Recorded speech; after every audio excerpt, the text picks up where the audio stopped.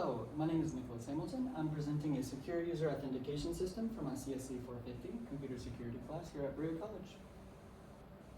So a quick introduction, why this is important. So in 2023, over 80% of organizations experience cyber breaches as a result of authentication weaknesses. We talk in our computer security class about the human element of computer security, and a lot of these do seem to be password strength related.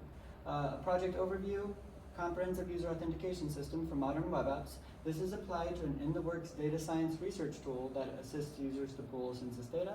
And then the security focuses are password security, session management, SQL injection, and brute force protection. Some of the system architecture, there is a user interaction layer at the top, which allows users to log in. They allow registration, profile management, users can log out, register for different features, and resend email for forgotten password, etc. Authentication layer verifies user credentials to grant access to their data.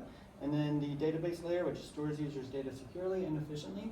On the right, we have a demonstration of defense in depth, which is rate limiting, authentication, session management, data security, and then the actual user's data in the middle.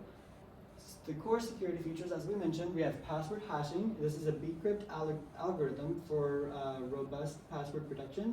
Session management, which securely manages user sessions for authentication with tracking IP addresses.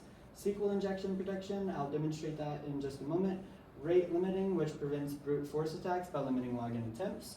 And then account lockout, which temporarily disables accounts after multiple failed attempts. Some of the backend workflow is demonstrated here. We have the client, which sends a login request. We send to a file that validates credentials. We manage with a user manager and a session manager, which verifies the user, creates a session, returns the session token, and then we send a verification email, and that gets sent back. Key learnings are security best practices, why defense in depth is necessary. Thinking like an attacker, how would an attacker see your application and what vulnerabilities it has. Layered security, and real-world applications, how to apply all of this knowledge to applications you're creating. Conclusion, key takeaways, strong authentication is vital for protecting data and users, and final thoughts, security is a continuous process. It requires constant vigilance.